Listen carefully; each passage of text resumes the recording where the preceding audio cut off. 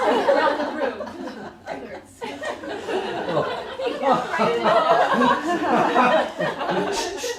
You know, there are 100, I want to write a book called 101 Ways to Change the Energy. And, you know, you can turn the lights off. You can light a candle. You can speak in accents and everybody will suddenly turn around and stop what they're doing. You can all sing a song. You can get up, follow the leader. Follow the leader. Embrace me. And immediately, everybody's dropped their anger with each other and they're following Helen. Now, if you're the mom, that might not work more than once or twice, but it will. You know, it's like be creative. How do I change the energy? You know, through stuffies, through pets, through babies, kids. Oh, you know when. Did you say bees? Babies. When Renzo comes to school, that's our Spanish teacher's little one. The intermediate class gets so much sweeter. Why? They get out of their ego active. Does he like me? Am I cool? Am I being funny? And all of a sudden they're all, oh, look at him. Isn't he cute? Oh, come here, Renzo. Everybody wants him to come to him. And suddenly, you know, expands their realities a little bit. It opens their hearts when a baby comes in. We'd love to have I think we'd love to have a school dog, but that's somebody else's decision. But there's so many ways that you probably know to change the energy. Sharon, is there a way you change the energy when it's going south at your house? Oh, I use humor a lot. And sometimes it doesn't work, but a lot of times it does. And, so I'll just make a little joke or start dancing around or, you know, do something. Because once I can get a smile on Tenzin's face, then it's like, all right, we can go from there. So. Yes. And, you know, as teachers, I see the teachers do that a lot. You know, somebody gets in a mood and, you know, you kind of instinctively, you know your children, you know if this mood is intractable or if it's just they're thinking of going there. They're not quite there yet. And all of a sudden, Karen will become teacher Tyrannosaurus teacher. Yeah. Tyrannosaurus teacher. And then the kids break up, you know. They can't maintain it because it's too funny seeing her do that. What about Julie, you have any secret for changing energy at your house? Usually try to change location. That's a good one. You know, outside. If it's not outside, upstairs or something, or let's go in the kitchen and do an activity. Or that's what's so wonderful about a small school, that we can just take the kids outside, or even bring them over to the office on a field trip. You know, okay, let's go take this to the office to Rose, and we'll all go. You know, we're talking about little ones for that. That's not too exciting to a fourth grader. But for a preschooler, it's like a field trip to go take something to the office. But often with the older kids, I'll notice, and I know you've showed this story before, I'll say, oh, can you go get the stapler from the kindergarten room? Can you go bring this note to Bharati? You know, asking them to do something. This was a secret I learned. Actually, I was teaching high school right out of college. And I was telling the head of the English department, and this is a high school in Atlanta, Georgia, about this one child who kept plaguing me, you know. And of course, usually when a child's really plaguing you and they're difficult and you're having a lot of trouble, they're not heavy because the heavy kids just sit there and don't do much, period. They're usually ego active and their will is going up against yours. I say, okay, can I get the attention on me instead of her? And it's always something. And she said, well, send him on an errand. And I looked at her, I said, well, he won't ever come back. And she said, right. I thought, oh my, that's allowed? Later on I realized that's how she survived in that school for that many years. Now it wasn't, you know, I'm not recommending that. But I am recommending you get that works so great when a child is like really, you know, giving you trouble and they're in a bad mood and they just got energy going out everywhere and they can't get with your program. Send them out on an errand. I have another great one. Yes. It works mainly with Timothy, but putting him up in the shower. Yeah. And the water washing that away. Sometimes it's just the day at school. sometimes he just comes home and it wasn't, the interaction at home or anything, and he just needs to. Reset. It's Yeah. like Switch up pushing a the- switch reset up the button. aura. Yeah. Yeah, it's those positive or negative ions, negative Yeah. ions, right? With the water. That's in That the was chapter of great. my book on body, body movement and touch or something like that. Do you give him that visualization that that's what he's doing? No. You know what's important is that the energy start moving in the right direction, not that they understand the reasons for it. Then as they're older, you start giving them, verbalizing these tools. Why does it work to breathe deeply before you go on stage? Why does that calm you down? But no, you don't explain it. You just get the energy changed, moving. Especially if they're heavy. If they're heavy, nothing's, like I said, everything's shut off if they're heavy. So they're not hearing. One of the most ineffective things is to continue to talk to them. I mean, unless, for instance, yesterday my daughter came home from school and was first of all, when she comes home from school, typically she's very low blood sugar, so everything, and she's very light always at school, and so all of this has been weighing on her all day, and then suddenly now she's letting it all out, and she's a pile on the couch. And all it took was me going over, sitting on the couch next to her, and she puts her head on my shoulder, and she's still crying and telling me the whole story. So at that point, even though she was super heavy and wasn't going, I even brought a bag of snacks over for her, thinking this might motivate her if she just smells it, because I know she'll pop out of it if she eats. But she wasn't even gonna have a bite. She's like, you just want me to eat that? No, I was hungry, honey. And so she's just crying and crying and talking, and so she could hear me, so I could talk, just listening. I mean, I was only doing active listening, and then she was able to get it all out. And then suddenly she started eating again, and then suddenly she's like, I want to make a cake for the boys. And so she did. She jumped from there, but she's very light anyway, and then she was in the kitchen baking and happy. But that heaviest part, because everything is shut off, not a good time to try to use logic and reasoning and all of that kind of thing. And the other thing, one of the things that I didn't learn, we studied this and taught it as teachers. When I was here, it had been 2 years, and it was the third year that I'm like, if you understand what their primary tool is, then you can incorporate that into this whole level.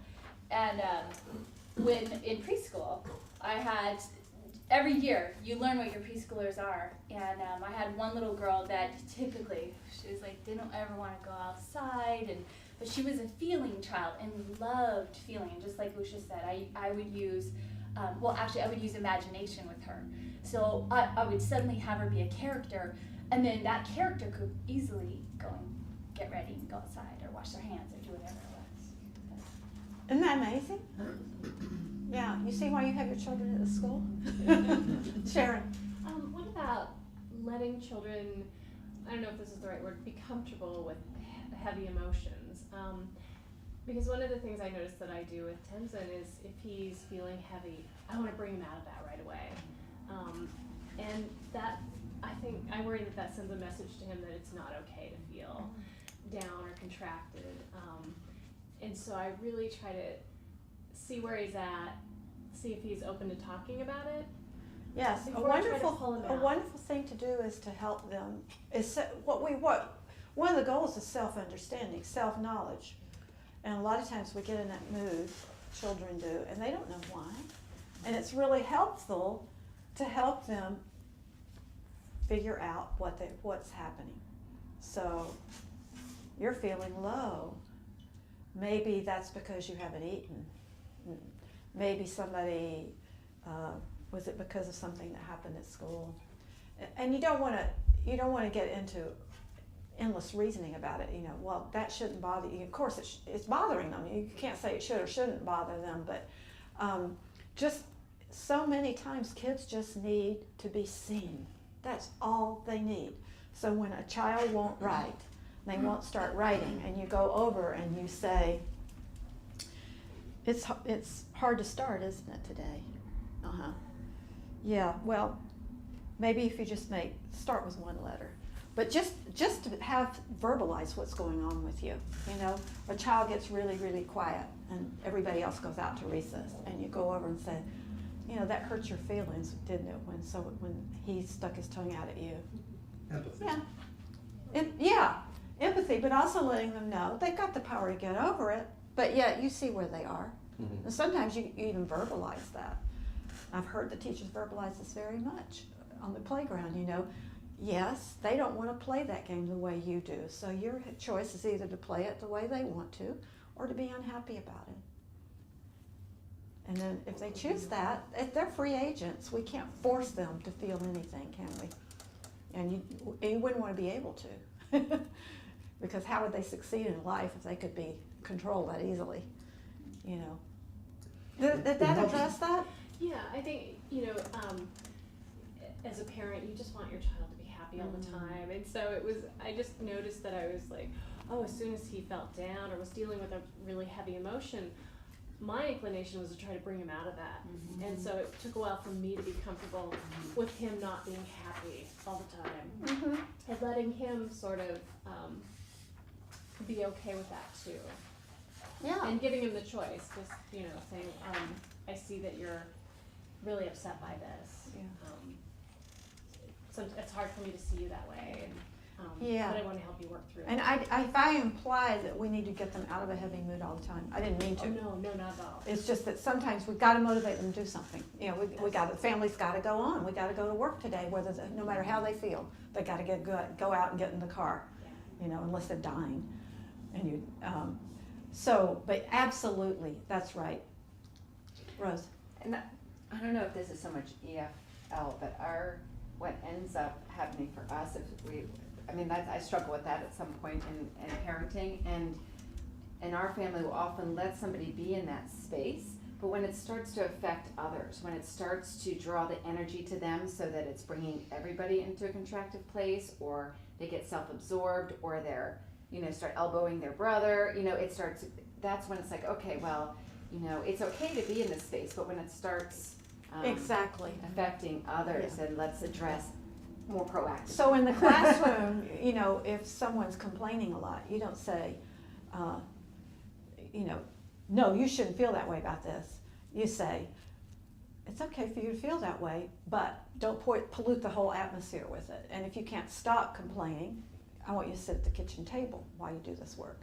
Now that's a, you know, there's going to be a consequence if they keep spreading it. And these techniques work, especially if you can be, and this is the big obstacle, it's the big opportunity that we all have to grow, because when we get in a mood, when we get in a reactionary, it all goes to pieces. But when we can just stay calm and say, okay, here's what needs to happen, and yes, you can feel that way, but this is going to affect everybody, you know, and we do it over and over and over again. I can think of individuals in the school right now that has to be said sometimes, you know, and yes, you don't have to play this game, but then you have to be cheerful when we come back in if you haven't. Or, do I have to go outside?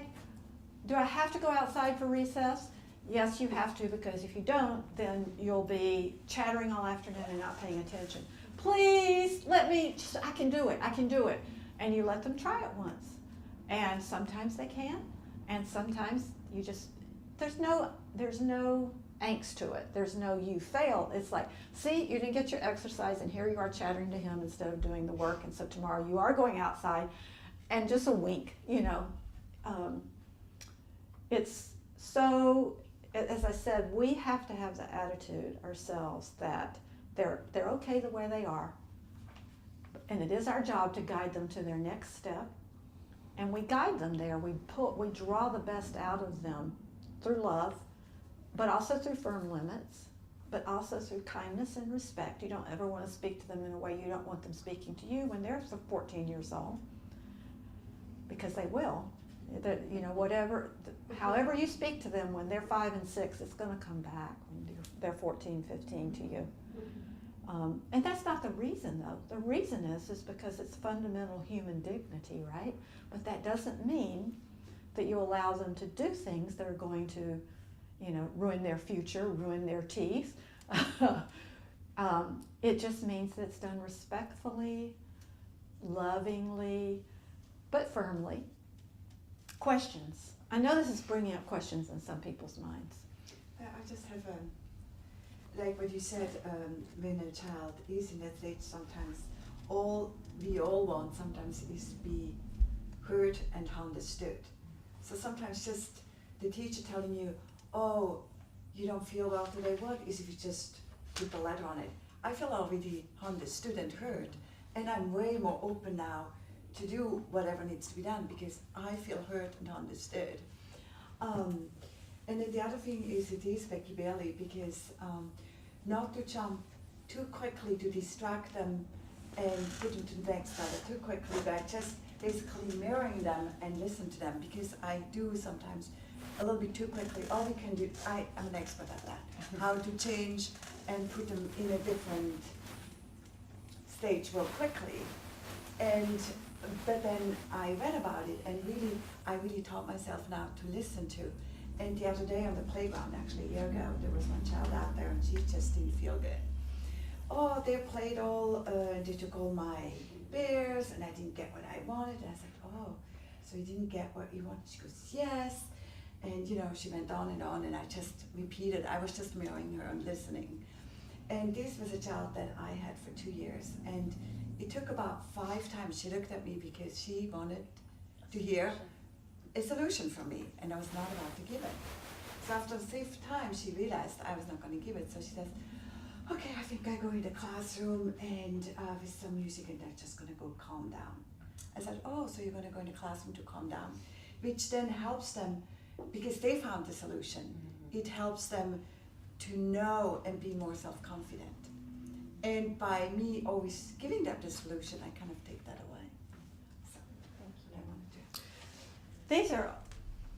These are all energy levels, as well as states of consciousness. They're energy levels, and so we're in an age of energy. Einstein was the Time Magazine Person of the Year for the whole century, the 20th century, and energy medicine is. Some of you know Donna Eden Energy Medicine, and you have NIH is funding all sorts of research into acupuncture and other things that are essentially energy medicine.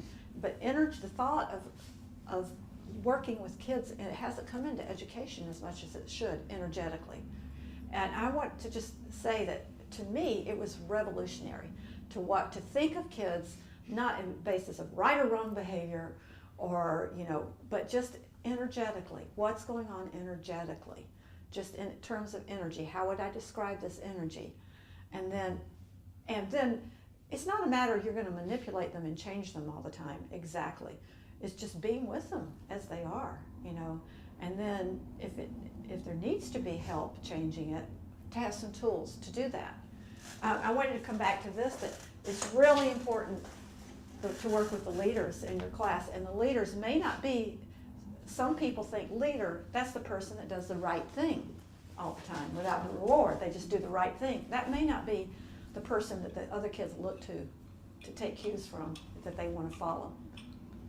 Oftentimes it's not that person because it's a person who has a lot more willpower and more innovative and creative. Can you imagine if you were in school with Jim Carrey when he was 10 or 11 years old? Wouldn't he have been a person that other people would have their attention on and take cues from? But would he be doing what the teacher wanted necessarily? So you've got to win that person over, the leader, and have them on your side. You have to connect with them. And I just urge you as parents to look at the energy effect of different kids on your kids. When they play with different kids, when different kids come to your house, what's your kid like when they leave? And because that's a form of what we're talking about, is that leadership. Are they drawing them one way or another? Does your child become the leader, and does it become a positive leader or a negative leader?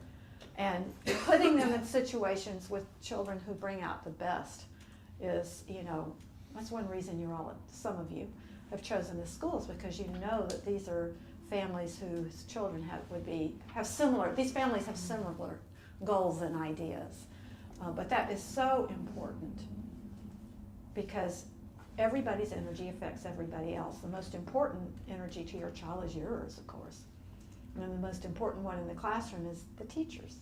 But then there'll be kids in the classroom whose energy strongly affects everybody else's.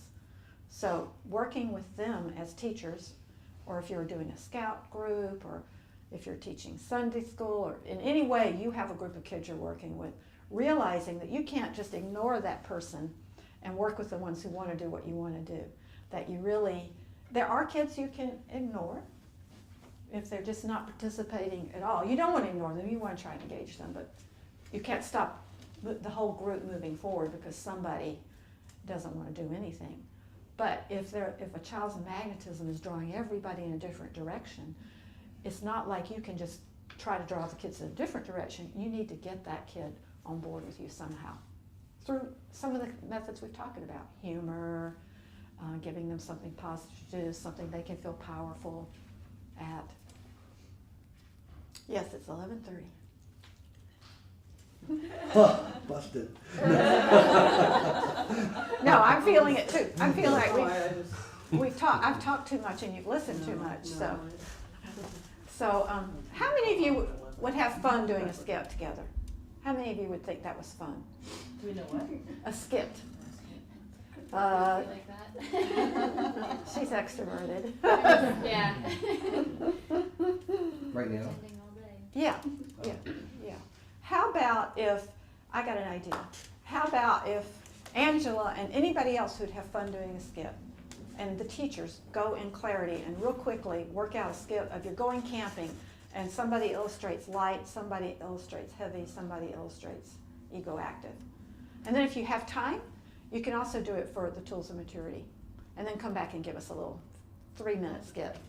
Thank you. Teachers and anybody who wants to. And those who don't. Hop in. Yay! Let's go. Where are we going? We are headed up to Rainbow Creek. Oh, Rainbow Creek! Oh my gosh, I love that Do they place. have squirrels there? I really They want to see a squirrel. they have squirrels and Lots of deer. them, yeah. They have snakes and tadpoles. Oh, it's gonna be And awesome. fishes at The, that the creek. snakes don't go on our tent, right? Because I don't No, know. no. Tents are safe, right? Yes. My cell phone's not working. When we go up a little higher in the mountain, it's probably going to cut out entirely. Tell your friends, you'll talk to them later. Okay, we're here.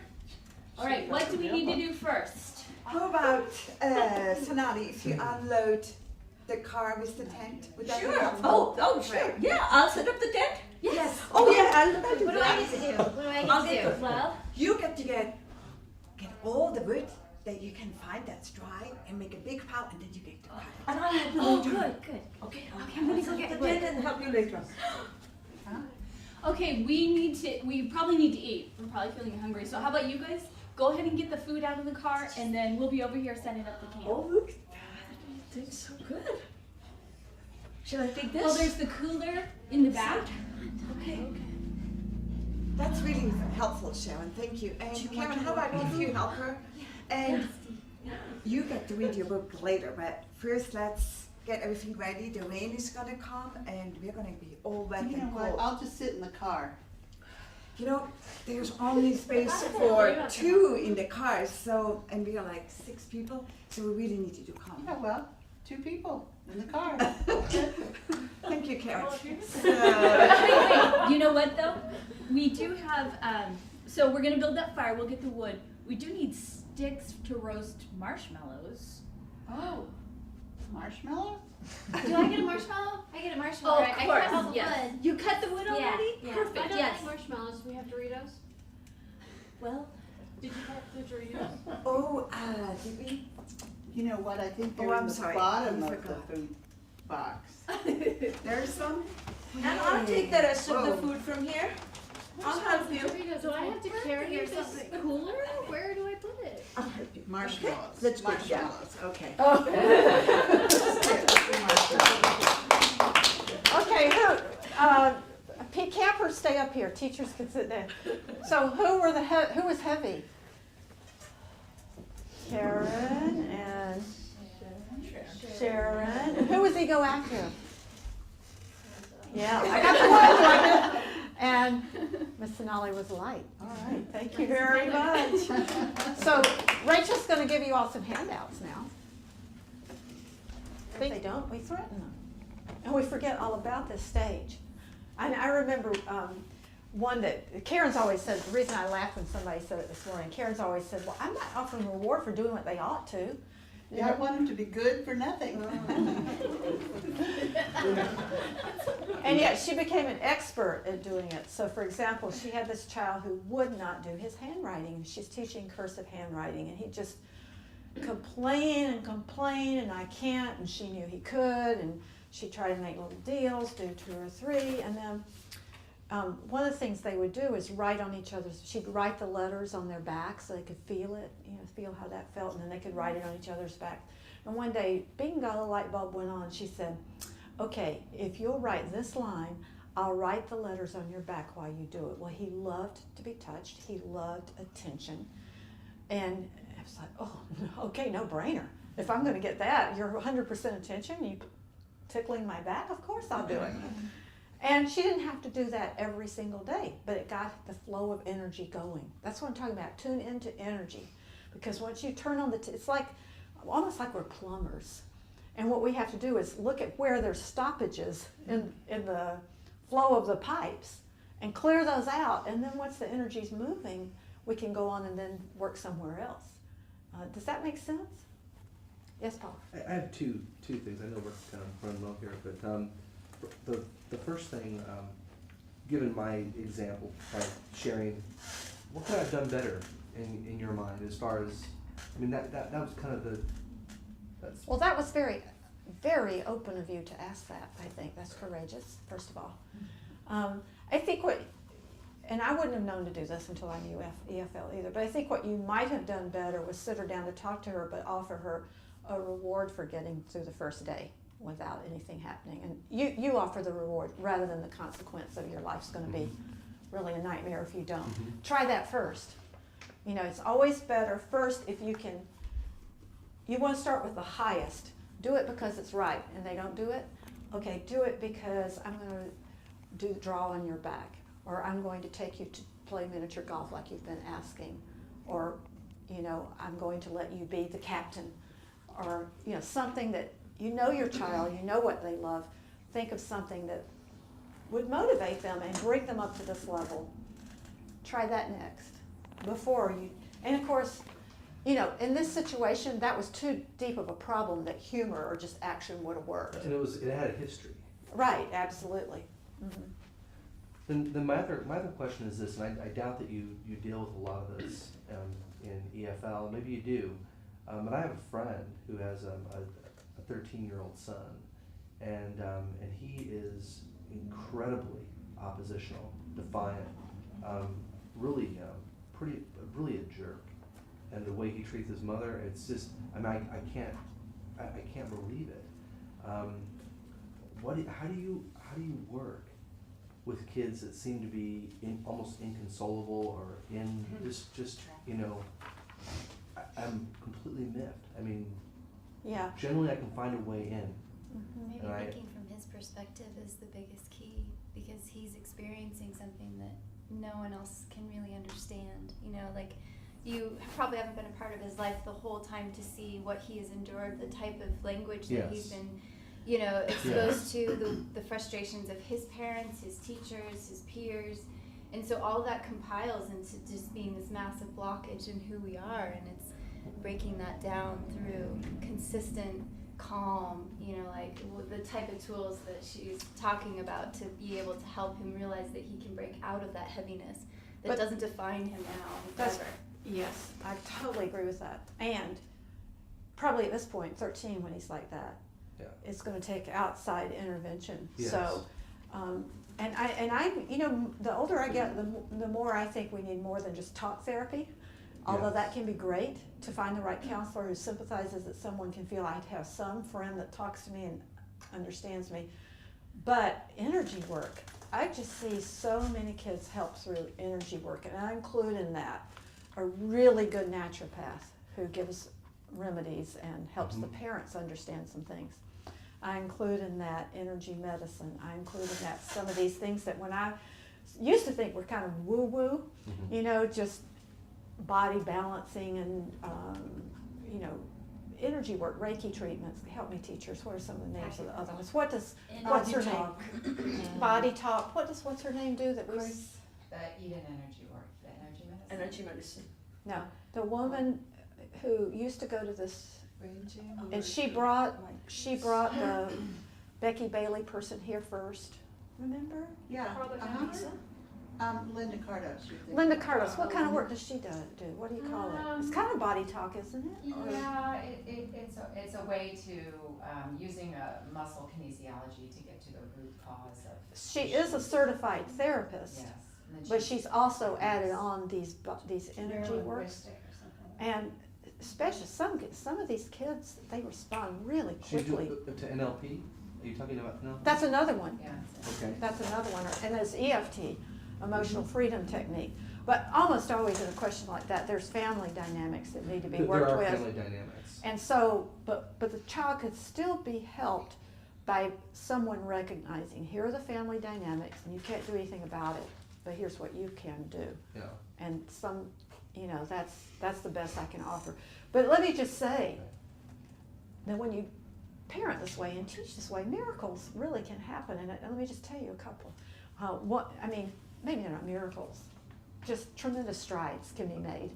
And one is that we had this boy come here in first grade, and he had not had, she said, the kids say she's the best teacher they ever had. Well, she knows it's not true as they've had Trina and Helen, but they had not had Trina, and he had not had Trina and Helen, and he was the youngest child in the family and the only boy, and greatly indulged. Plus, he was a feeling tool of maturity, and he was so fun, he connected with everybody. Age and sex was not a barrier. He still wanted to know you, but he also was a drama king, and every little thing that would go wrong would be, oh, the world is ending, and big meltdowns, that would disturb not only his class, but the whole school. And he had no idea how to cooperate and take turns and how to work with others because he'd been so indulged. So when others didn't want to play with him because he wanted to do it this way, everybody hated him. And took the patience of a saint, but he was worked with from a calm center, that you're making a choice. If you don't want to play it their way, then it's not that everybody hates you. You can, he could not be alone. He could not do anything on his own. He had to have constant reinforcement. But after 6 months of working with him this way, things started to improve. His parents started asking, what are you doing? Can you do this at home? Heck, they wanted a secret formula, and it's very more complex than a secret formula, isn't it? And then one day, Trina was outside her classroom, and the 3-year-olds had built this big block tower. We have outdoor blocks. And he was sitting there playing by himself with blocks, not interacting with the 3-year-olds. That in itself showed huge strides. That he could be happy at recess doing something on his own was a huge amount of growth on his part, not to have someone there. And then he built this huge tower. I'm sorry, I said the 3-year-olds built it, but he built it. And Trina saw this little 3-year-old girl come running by like this, and before she could stop it, the tower went down, and she thought, oh dear. She got up because she knew we were going to have Mount Vesuvius fireworks going on, and she actually watched him take a deep breath, and before he could start to cry, she grabbed the 3-year-old and said, look, you knocked down the tower, but we need to ask, is it okay if I knock it down? So he was getting some recognition of his reality, and she looked at him, is it okay if we knock your tower down? And okay, it was okay. And he started building another tower. And this was miraculous. This is the first time we ever saw him thwarted, that he didn't cry. And so then he built another tower, and then he got up and stood back and said to the 3-year-olds there, okay, it's ready, you can knock it down if you want. Now that's just huge growth to be able to say, I'm responsible for my own happiness, and when somebody comes along and shatters my tower and what I was putting forth my will to create, I can still be happy. I can just do it again. That's amazing. Another one I saw with a child a similar age, I think she was in 2nd grade, who didn't come here until later, and she also was kind of a drama queen, not nearly like him, but definitely very emotional, and but a sweetheart, just a total sweetheart. And we had a reptile show, and the guy brought real, were you here? You're smiling like maybe you were here, Lisa. Julie, you might have been here for the reptile show. And he brought real reptiles, you know. And so kids got to go up and they draped snakes. He draped snakes around them. This was all volunteer, of course. And he had a. Getting the willies to see. Oh, it was, you know, the way he did it, you wouldn't, honestly. I mean, you might not want to be up there in the front row. I have pictures of that too that I can show you. And so then he had a baby alligator, and I remember it was your son that wanted to, and he put the alligator right on his head, you know, and people were, you know, so is there anybody who wants to come? And some kids didn't want to, but a lot of kids were like this, and I noticed her hand was up every time from the beginning. And pretty soon, because we're a small school, he had chosen many of the people who were raising their hands. And finally, it was the last animal, and he said, this is a really big animal, and I need 6 kids to come help me with this animal. And it just so happened that the row of kids she was on, the second graders, they were all sitting together, and and none of them had been chosen, and some of them weren't raising their hands till the very end. And I mean, I thought her arm was going to come out of its socket. It was like this, you know. And he started on the end of the row, and she was over there, and he chose. You know, he'd already chosen 1 or 2. He chose 4 or more, and she was left out. She was the only one in her class left sitting there who hadn't been chosen. And I just saw her little body language go from, I want to, I'm willing, to, she just collapsed. And I knew she was going to cry, and I would have. I mean, everybody got to, but her. And I thought, poor thing. And I got up and I went and I sat beside her. I put my arm around her and I said, that was really disappointing. That's the part of accepting where you are. That was really disappointing. And I don't blame you if you cried, but you do have a choice. If you cry, you'll miss seeing this animal and have it enjoying the rest of it. And I just hugged her and I left. I didn't look, you know, she didn't even look up. And I never expected it. She took a breath and she looked up and she enjoyed the rest of the program. And it was a boa. It was this long, big, huge animal. It did take 6 kids. And the best part of the story is at the end, everybody got to go up and stroke it. But that's phenomenal, isn't it? Isn't that a phenomenal step for a child that age to make, or anybody? What's the age of the child? About 7. Mm-hmm. She was about 7. It was really discouraging and disappointing. And the best part then, when you see a kid doing something like that, when they make that step, recognize it. Remember, what you pay attention to, you get more of. So I went up to her after school and I said, that was so great. You are queen of yourself. And she said, what? I said, you're queen of yourself because you controlled whether or not you were happy. And her mom called me the next day and said, well, so-and-so came home and said, she's queen of herself. What was that about? And I told her she did this wonderful thing. And, you know, she'll remember that. She'll remember how that felt, that she can choose. That's astounding. And that's what, you know, I can give you all the systems in the world, but it's really basically being calm, being the heart, seeing the highest, realizing that we have personal power, and just loving our kids where they are, but giving them that gift. And when they do take that step, celebrate it. Thank you so much for coming. I smell wonderful food, and I'm willing to sit with you at lunch. I do need to eat and answer more questions. And also, if you want to see the slide of that reptile show, I'll be happy to put it on the screen in the other room. And if you have questions about the handout, you can, I'll be back in California, so you can ask the teachers here, and they know. Thank you all for your interest.